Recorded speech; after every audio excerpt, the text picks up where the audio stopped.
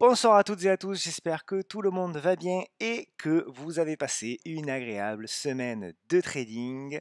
Avant de démarrer cette vidéo, comme d'habitude, le petit message d'avertissement, le contenu de cette vidéo n'est en aucun cas une offre de conseil en investissement ni une incitation quelconque à acheter ou vendre des instruments financiers, vous le savez. Ces vidéos sont faites uniquement dans un but pédagogique. Alors, je le fais parce que je le fais jamais, mais c'est vrai que quelqu'un m'a envoyé un message en me disant, «C'est étonnant, tes vidéos ont toujours plus de 1000 vues, mais jamais plus de 100 likes ou rarement plus de 100 likes». Donc ça veut dire que 90 des gens qui regardent tes vidéos, ne les aiment pas. Donc bon, bah, effectivement, alors je vais vous lancer un petit défi. On va essayer de dépasser les 100 likes. Donc si vous aimez cette vidéo, si vous aimez le contenu de ces vidéos week-end après week-end, eh bien écoutez, prenez 5 secondes, faites une pause sur la vidéo, vous mettez un petit like, voire même un commentaire, parce que je prends toujours beaucoup de plaisir à répondre aux questions et à lire vos commentaires, donc n'hésitez pas. Un petit like, un petit commentaire pour m'encourager à continuer, parce que vous le savez, c'est totalement gratuit, et s'il y a bien une chose qui motive, c'est de voir que les gens sont contents. Alors, au programme de cette vidéo, le CAC, le CAC Small, comme d'habitude, hein, ça, il n'y a pas de souci. Kering en grosse, Carrefour également en grosse, et puis on a EuropaCorp, on a du SRP, on a du Royal Dutch LA, on a du Verimatrix, du Voltalia, du groupe LDLC, CNP Assurance, SNCP, Trigano, Carbios, Genoway, iPay, Brasil Agro aux États-Unis, et aux États-Unis également Nike et Monster Beverage, que je connais pas. Voilà, bon, on attaque sans plus attendre parce qu'on a du boulot, c'est chargé. Alors, au niveau du CAC, toujours, bien évidemment, le mouvement haussier long terme. On a eu deux mouvements correctifs. Le premier qui s'est soldé par un break ici par le haut, hein, tout ce qu'on s'était dit. Je résume un peu tout ce qu'on se dit depuis des semaines. Donc on a eu ce mouvement correctif là avec le break par le haut, l'accélération. Et puis on a eu le deuxième mouvement correctif. Et puis on a eu la cassure également par le haut. Et là, on fait effectivement un pullback sur l'ancienne zone de résistance. Donc pour moi, à ce stade, j'ai vu beaucoup d'affolement général aujourd'hui. Alors c'est vrai qu'on fait une séance qui est pas jolie, hein, clairement. Mais enfin, quand même, des fois, j'ai du mal. Entre le plus bas de lundi et le plus haut de la semaine, on avait fait 5% avant. Donc ça veut dire que sur la semaine, on fait entre l'ouverture lundi qui est ici et la clôture vendredi, on fait quand même 2,92% sur la semaine en ayant fait une séance de lundi qui a été quand même voilà, pas très jolie. Donc c'est tout à fait normal qu'on ait une consolidation. Alors effectivement, si cette consolidation-là se poursuit et qu'on vient à casser les 6600, etc., effectivement, là, il faudra, et qu'on vient réintégrer la figure, il faudra commencer à être plus méfiant, et certainement qu'on reverra la moyenne mobile à 200 jours et le support éventuellement à long terme qui sera d'ailleurs, entre parenthèses, une très belle opportunité pour les moyens long termistes. En revanche, si la semaine prochaine on vient à congestionner et on vient à casser, à l'inverse que personne visiblement s'attend, on vient à casser les 6720, eh bien on aura toutes les probabilités pour rejoindre à contrario les plus hauts. D'accord. Donc pour le moment sur le CAC, c'est aussi long terme baissier, on va dire, court terme et neutre, très court terme. Donc on attend la suite des opérations pour la semaine prochaine. Au niveau du CAC Small, alors j'ai revu un peu mon graphique parce que du coup je ne l'avais pas vu depuis une semaine. Mon graphique du CAC Small et très sincèrement, je trouvais que c'était pas clair. Je trouvais qu'il y avait beaucoup trop de figures. Donc j'ai essayé, quand c'est comme ça en général, je supprime tout et j'essaye de revenir à des bases saines et simples pour redémarrer une construction. Et bon, je suis tombé, alors je sais pas s'il est pertinent, je suis tombé sur ce canal haussier. Bon, il n'est pas exagéré, donc il me semble pas mal. Il y a deux points de contact en haut, deux points de contact en bas. Donc pour moi, on va dire que la zone d'opportunité, serait les 14 000 points. De l'autre côté, si on casse les 14 009, ce sera également un signal haussier pour aller rejoindre le haut du canal. Et entre les deux, je dirais que c'est de la neutralité. Bah, sur les small, qu'on le veuille ou non, depuis le 4 juin, donc ça fait quand même, juin, juillet, août, septembre. Ça fait 3 4 mois qu'on fait globalement rien, hein. Il y a de la volatilité certes, mais depuis 3 4 mois, on fait globalement rien sur les small. Donc c'est pour ça que, effectivement, souvent il y a un peu plus souvent c'est les mêmes small qui sont haussières, et cetera et cetera. Donc il y a rien de nouveau pour moi au niveau des small.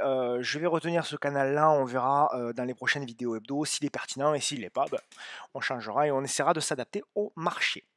Kering, alors je vais en profiter d'ailleurs parce que, il y a pas mal je reçois pas mal de messages qui me demandent au niveau du salon et cetera, comment on fonctionne, comment on montre nos plans et cetera et cetera. Donc j'ai fait quelques captures d'écran, pas mal de captures d'écran pour vous montrer un petit peu, quels sont les plans qu'on propose et cetera. Alors Kering on l'a proposé, d'ailleurs il y a Carrefour en dessous qu'on regardera après. Kering on l'a proposé, donc le plan je l'ai pas touché et voilà. Alors moi j'en ai pris un petit peu, pour plusieurs raisons. Parce que je voyais que ce support ici, il avait été testé, on avait bien réagi dessus. Donc j'ai payé le breakout ici des 642,30 et effectivement, on est revenu sur la résistance oblique. On peut également y voir, une sorte de biseau descendant qui doit être ici, voilà. Et pour moi, c'est la sortie de cette figure qui va faire en fait la suite, certainement. Et bien évidemment, Kering, il est très lié au CAC. Donc si la semaine prochaine, le CAC se casse la gueule, il y a de très fortes chances que Kering dégrade, casse les 610, 611 et aille un petit peu plus bas. Ça, on verra. Mais en tout cas, cette zone-là, avec le ratio gain-risque qu'il y a sur un titre comme Kering, c'est une zone d'opportunité. Et je ne serais pas surpris qu'on fasse un double appui sur le support oblique. Regardez les fois précédentes, là on a fait un triple appui. Et si on remonte un petit peu, voilà, pareil, on avait fait un double appui sous ce support oblique. Donc pour le moment, j'ai pas de, j'ai pas de panique au niveau de Kering, effectivement, il y a de la dégradation, mais pour moi, cette figure-là, jusqu'à preuve du contraire, elle est corrective dans un mouvement aussi. On a une zone de polarité qui est ici. Donc pour moi, il n'y a pas encore le feu. Tant qu'on tient encore une fois les 610, 611, voire même les 600, à moyen terme, il n'y a pas le feu sur le niveau de Kering. Bon, moi personnellement, j'ai mon stop ici sous 612. Si on casse les 612 en clôture, je sortirai, quitte à reprendre un petit peu plus tard et même plus cher. Voilà, donc pour ceux qui sont intéressés par Kering, si vous voulez vous inspirer de ce plan-là, servez-vous, il n'y a pas de souci. Au niveau de Carrefour, alors Carrefour, pareil, on est rentré sur le salon dessus, enfin moi en tout cas. Donc au niveau de Carrefour, hop, ah, je vous retrouve la capture, peut-être. Hop, voilà, au niveau de Carrefour. Voilà, elle est là. Donc, on est rentré pratiquement sur le point bas, hein, au niveau de Carrefour. On est rentré aux alentours des 14,80, quelque chose comme ça. Donc j'ai un premier objectif, qui est dans ces eaux-là, hein, on s'y est approché. Alors là, on fait une espèce de double top aujourd'hui. Ouais, on fait une espèce de double top, donc il y a encore un peu de marge, il y a encore 1 ou 2 % à aller chercher. Et puis bon, après, ce qui m'intéresse, c'est le comblement du gap. Là, il y a un joli gap, donc c'est ça qui m'intéresse, c'est ça que je vise au niveau de Carrefour. On est déjà, enfin moi en tout cas, je suis break-even sur cette forme. C'est un joli titre EuropaCorp pour mon ami Bren, que j'embrasse au passage. Alors, on est dans une congestion, ça ne m'étonne pas que le titre t'intéresse, mon ami. On est dans une congestion, on est effectivement venu retester encore une fois pour la 3 ou 4e fois, 1, 2, 3 et 4 fois le support oblique. On est entre la M200 et le support oblique. Pour moi, c'est relativement simple. Grosso modo, au-dessus de la moyenne mobile 200, c'est positif. En dessous, on va dire des 0,7, ce sera plutôt dégradé au niveau d'EuropaCorp. Mais pour moi, effectivement, au niveau du ratio gain-risque, avec un stop mental sur EuropaCorp, évitez les stops physiques, hein, vous avez vu les mèches. Donc stop clôture au niveau d'EuropaCorp, mais grosso modo, là, c'est plutôt une zone d'opportunité d'achat pour éventuellement jouer après le break, le breakout des 85 centimes, 84-85 centimes, et éventuellement aller rechercher les plus hauts, soit les 1 euro, hein, on va dire en prix rond, pour le moyen terme. Showroom privé, alors tiens, ça faisait longtemps qu'on n'en avait pas parlé. Vous le savez, je l'apprécie beaucoup, mais même si je l'apprécie, on l'avait joué en par là, je crois, ou quelque chose comme ça.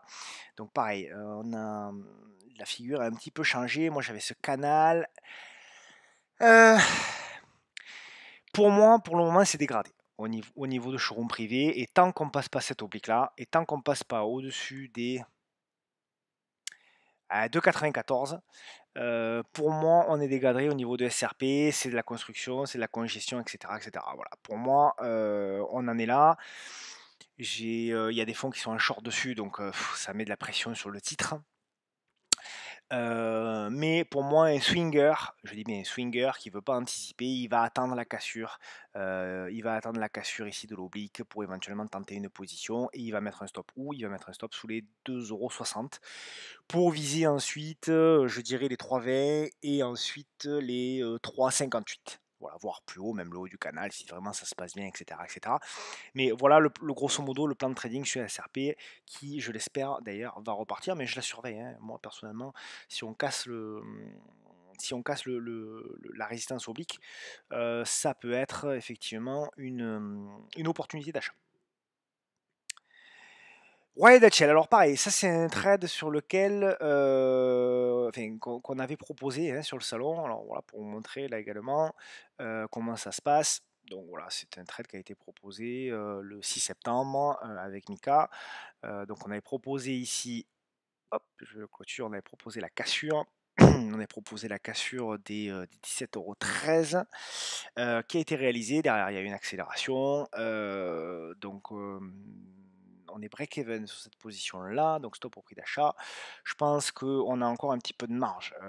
Il va peut-être y avoir un pullback sur les 17,75 € à tenir d'ailleurs.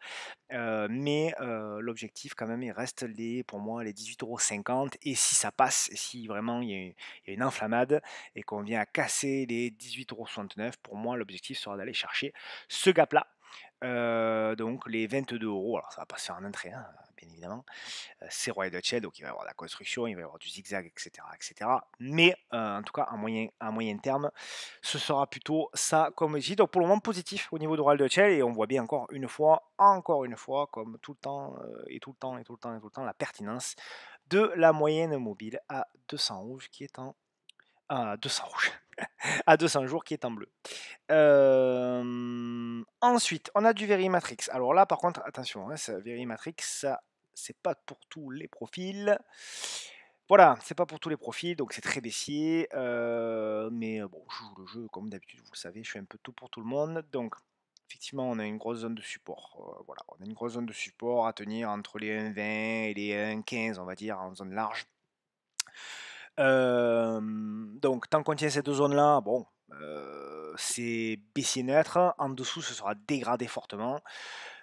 Pour jouer ce titre-là, je zoome un peu, mais pour moi, voilà, la seule chose, sauf si vraiment on anticipe et qu'on sait ce qu'on fait, etc. Mais pour un swinger, pour moi, voilà, tant qu'on casse pas, on va dire, cette résistance oblique-là, on va partir sur ça, hein.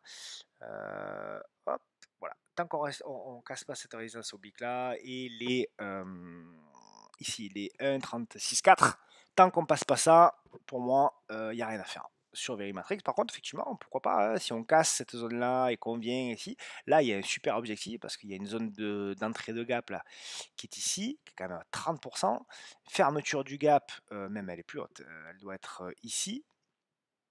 À vrai dire, même elle est ici, hein. Donc voilà, donc en ayant une invalidation, si on casse les 1,36,4, en ayant une invalidation en clôture sous 1,24, on peut viser avec un super ratio, alors, je ne sais pas trop combien ça fait, mais je pense qu'on doit être pas mal. On a un stop à 8 et on a un premier objectif à 27, donc vraiment pas mal. Alors on va dire un tout premier objectif ici à 10 déjà, hein, histoire de passer break-even. Et si on passe cette zone-là, après on ira chercher effectivement l'entrée du gap à 27 et éventuellement si ça passe, la fermeture du gap à 53 et des bananes. Voilà. Donc au niveau du Verimatrix, par contre c'est baissier, donc taille de position adaptée, money management, etc. etc., etc., etc. Vous avez l'habitude. Voltalia, alors ça fait un bail que je ne l'ai pas vu, j'avais beaucoup tradé l'année dernière, mais là ça fait des mois et des mois que je ne suis pas rentré sur Voltalia. Qu'est-ce que ça donne? Ah, bon ouais, on est en train de faire le pullback là. Bon, C'est violent quand même, hein, la retrace là, waouh! Donc on a bloqué sur la moyenne mobile à 200 jours. Sacré rejet, mauvaise séance aujourd'hui, on termine au plus bas. Il y avait un gap ici qu'on a fermé. Ouais, bon, est-ce qu'on va pas revenir carrément sur le bas? Je sais pas. En tout cas, bon, ça va s'observer quand même, hein. Ça va s'observer quand même. Il est tout à fait possible qu'on soit aussi en train de construire. Oh oui, c'est pas mal ça. Tout à fait possible qu'on soit en train de construire ici la figure de retournement. Donc, possibilité de construire avant, pourquoi pas, si ça veut bien, repartir vers le haut. Souvent, donc quand on casse un triangle comme ça, ou un biseau descendant, comment dirais-je, la sortie se fait en deux fois, c'est-à-dire d'abord on a une première sortie avec un rejet, les premiers vendeurs, parfois violente comme ici, on a une congestion, une construction en nouveau biseau descendant avant de le casser, et là on a le vrai départ. Donc ce sera observé, hein, pour du moyen et long terme, ça fait longtemps qu'elle fait rien, hein, celle-ci, donc ça fait quand même, on est revenu sur les niveaux de, bah, tiens, un an. Elle a rien fait depuis un an, Voltalia, donc bah, est-ce que ça reprendra pas une C4? Pourquoi pas, hein. Pourquoi pas, ça reste une belle valeur, ça reste aussi sur du long terme, donc ça peut, voilà une idée de scénario à suivre, pourquoi pas, voilà, à contrario, si on commence à casser et réintérer le triangle et qu'on tient pas ce support, là, T20,25 €, là, je pense qu'il faudra se séparer de Royal Dutch Shell, LDLC. Alors, ma petite groupe LDLC, qu'est-ce qu'elle me fait? Ah, groupe LDLC, bah, c'est pas mal. C'est pas mal, hein, c'est pas mal, on a bien consolidé. Donc, ouais, on a quand même perdu entre les plus hauts et aujourd'hui 16%, hein, belle conso. Je crois qu'il y a un dividende qui va être versé d'ailleurs bientôt. Bah, j'aimerais bien quand même une petite touchette, moi. J'aimerais bien qu'on refasse une petite touchette sur la zone des 55, 56, dans la zone bleue avant de repartir. Ouais, moi j'aimerais bien ce scénario-là. Donc en gros, ce qui me ferait plaisir et là où je pourrais être intéressé, c'est si on fait ce genre de choses-là. Voilà. Donc éventuellement jouer une congestion dans cette zone-là et jouer la cassure de cette congestion pour jouer ensuite le retour vers on va dire les 67, 70 euros à peu près, hein, grosso modo. Voilà pour groupe LDLC. CNP, alors CNP, elle est en retard, CNP. Moi, je trouve qu'elle est en retard. Bon, ben voilà, moi j'ai fixé, elle m'intéresse, hein, parce que en fond de portefeuille, je trouve qu'elle est en retard et je pense qu'on peut encore aller chercher on peut aller encore chercher de la rémunération avec le dividende et tout notamment. Alors, moi, ce que j'aimerais bien, c'est un retour effectivement dans cette zone-là, un appui dans cette zone-là, et après jouer en anticipé, donc peut-être une demi-position en gros, hein. L'idée sur CNP, c'est jouer la demi-position s'il y a un retour ici, et après jouer la demi-position supplémentaire si hop, on casse ici l'oblique, et donc ça nous ferait une congestion. Tout ça, ce serait finalement une figure de congestion depuis novembre, avant un départ et avant un redécollage et éventuellement un objectif qui serait ici le gap des dividendes du 20 avril, qui est un objectif. C'est pour ça que moi je laisse les trous de dividendes et éventuellement les plus hauts, etc., etc. Ensuite, vraiment à garder en fond de portefeuille. Mais effectivement, une première position ici permettrait d'avoir un stop relativement court et de garder CNP Assurance en fond de portefeuille en mode investissement moyen-long terme. CMCP, alors CMCP, alors elle a bien redémarré, voilà, elle a bien redémarré. Il y avait le breakout qui était beau à jouer là. Il y avait ce breakout qui était beau à jouer ici, donc il a été joué. Est-ce que c'est le moment de rentrer sur SMCP? La réponse pour moi, c'est non, surtout après un chandelier comme celui-ci, hein, avec une mèche haute comme ça. Pour moi, là, il vaut mieux. Alors, bien évidemment, hein, dès lundi, elle peut exploser à la hausse et monter en ligne droite jusqu'aux 10 euros, bien sûr. Et d'ailleurs, ceux qui en ont, je les invite à garder une position. Mais ça, c'est quand même une bougie vendeuse, c'est quand même une bougie dangereuse. Et s'ils vont rentrer en position, eh bien, le ratio gain-risque que vous allez avoir sera compliqué, sauf si vous rentrez en unité de temps inférieure, en 1 heure, en 15 minutes, etc. Mais pour du swing daily, si on veut rentrer, on va avoir un stop, je pense, ici, Donc on va avoir un stop à 18% pour viser les plus hauts 17. Bon, c'est très moyen, c'est dangereux, etc., etc. Bon, pour le moment, je laisse tomber. Le coup à jouer, il était ici entre la cassure, le breakout et la cassure de la M200. Là, c'est plus pour nous, ça, enfin, moi en tout cas, ça m'intéresse plus au niveau de SMCP. Je l'avais joué, moi, j'avais joué cette cassure ici, là, mais avec le retour, etc., bon, on était sorti. Euh, mais là, en l'occurrence, voilà, à ce stade, je touche plus SMCP. Trigano. Alors, Trigano, voilà. Donc, Trigano, j'avais un flag ici qui a été cassé par le haut. Je crois qu'il y a eu des résultats ou il y a eu quelque chose. Je l'attendais plus bas. Clairement, moi, Trigano, je l'attendais plus bas. J'espérais un nouveau plus bas avant de l'acheter. C'est-à-dire que j'espérais la cassure des 156 pour vouer effectivement la vague de correction supplémentaire avec le comblement du gap pour ensuite vouer le mouvement haussier. Voilà, moi, en gros, ce que j'attendais comme scénario, c'était celui-là. La news apparemment a fait accélérer les choses. Bon, il va falloir, c'est trop tôt hein, maintenant pour se positionner. Il va falloir attendre la congestion de Trigano, il va falloir attendre des chandeliers supplémentaires.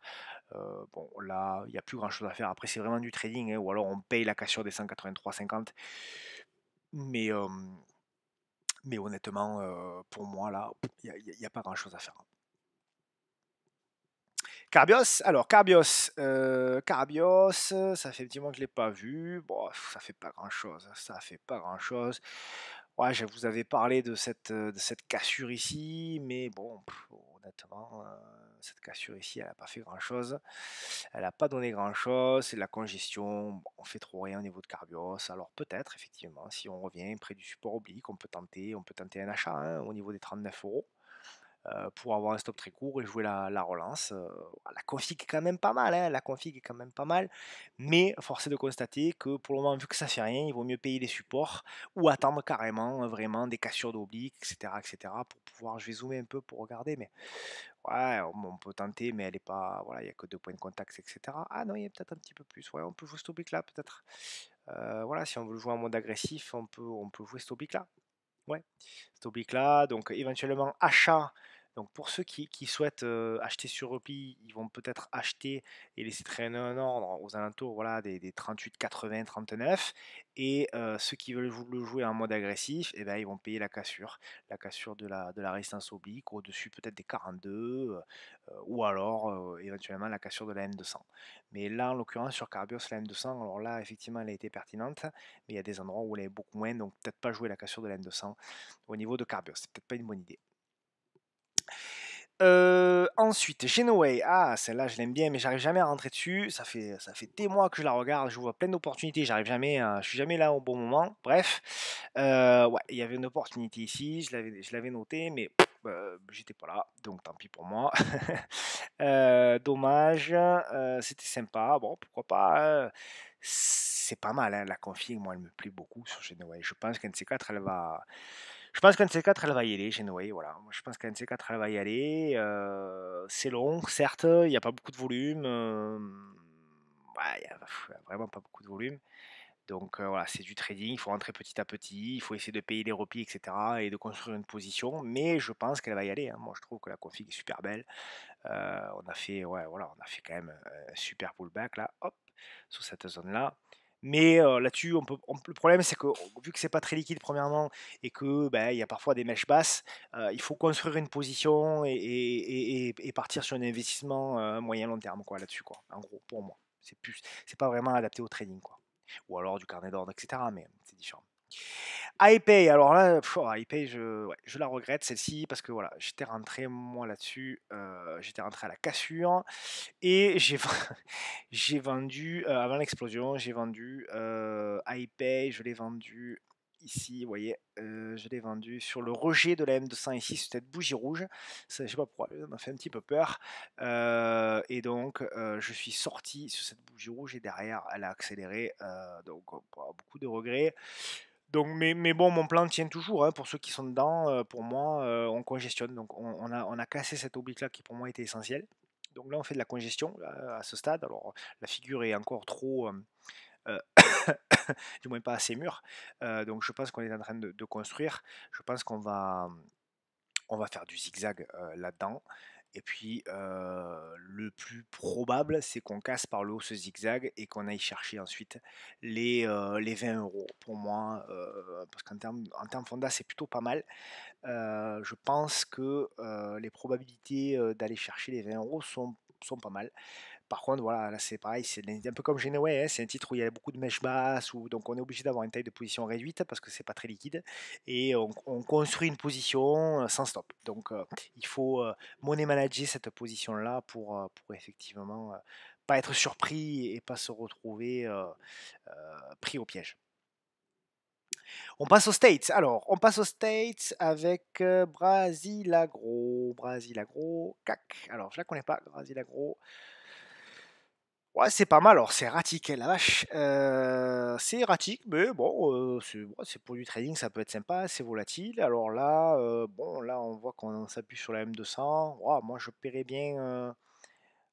paierais bien la cassure des 5,65. Hein, on pourrait partir comme ça. Alors, bon, là, c'est des stops mentaux, hein, au niveau de ce titre-là. Moi, je paierais éventuellement la cassure des 5,65. Stop mental, on va dire, sous 5,14. Et en termes d'objectif, wow, on peut aller chercher ce plus haut-là, en premier objectif. Et puis un deuxième objectif, évidemment, le plus haut ici. Voilà. Donc on peut avoir un ratio qui n'est pas extraordinaire, mais quand même sympa. Donc on aurait un stop à 9%, et on irait chercher 11, puis éventuellement 20, si ça se passe bien. Voilà, donc pour moi c'est quand même positif, hein, au niveau de ce titre-là, que je ne connaissais pas. Monstra Beverage, ok. Monstra Beverage, ok. Ah. Ouais, c'est pas mal. Bon, on plafonne un peu, mais c'est pas mal. On s'appuie sur la M200. Oh, on peut tenter un coup, hein. On peut tenter un coup. Donc là, moi j'ai une bougie de contrôle qui est ici. On peut tenter un coup, je dirais, au-dessus des 93,74. Invalidation, pareil, hein, validation mentale ici au niveau des 91, et en objectif, eh bien, ouais, j'ai cette zone qui est pas mal, hein, en objectif. Euh, Allez, un premier objectif, on viserait cette zone-là, et un deuxième objectif, on viserait cette zone-là. Donc les 97 dollars et les 98 dollars, ce qui ferait en termes de ratio, on aurait un stop à 2% et demi ou 3%, un objectif à 3% et demi et un deuxième objectif à 5%. Donc voilà, moi je le traderai comme ça, éventuellement, mon stop average, mais bon, après je connais pas le titre, hein, pas du tout les fonds, etc. Et puis je vais terminer par Nike. Alors Nike, j'ai initié une position moi tout à l'heure. Euh, voilà, j'ai initié une position tout à l'heure. J'avais ici identifié support, voilà, un support oblique ici et une zone de polarité ici, donc avec une conjonction entre la moyenne mobile à 200 jours. Donc comme j'ai pas voulu trop timer le marché là-dessus, je vais rentrer peut-être même en 3 fois. Donc ici, là, je vais verser mon premier tiers de ligne pour répondre à Laurent, à mon ami Laurent qui m'a demandé. J'ai rentré une tiers de ligne, et s'il y a, on va dire, s'il y a également un rebond puis un deuxième reflux, euh, sur les 145 dollars, ça peut être une zone de renfort. Et puis l'invalidation, moi je la situerai, on va dire, en dessous des 137 dollars. Pour moi, si on commence à enfoncer les 137 dollars, la M200, les 137 dollars, etc., cette zone-là, ça commencera à être un petit peu plus compliqué. Voilà, j'en ai fini pour cette vidéo Edo. Encore une fois, merci pour vos likes, commentaires, partages. Merci pour tous vos messages d'encouragement. Je vous dis à la semaine prochaine. Encore une fois, si le défi des 100 likes est rempli, mais je ne doute pas vraiment. Je vous dis à la semaine prochaine. Soyez prudents sur les marchés comme d'habitude. Et puis un très bon week-end. À bientôt. Ciao, ciao.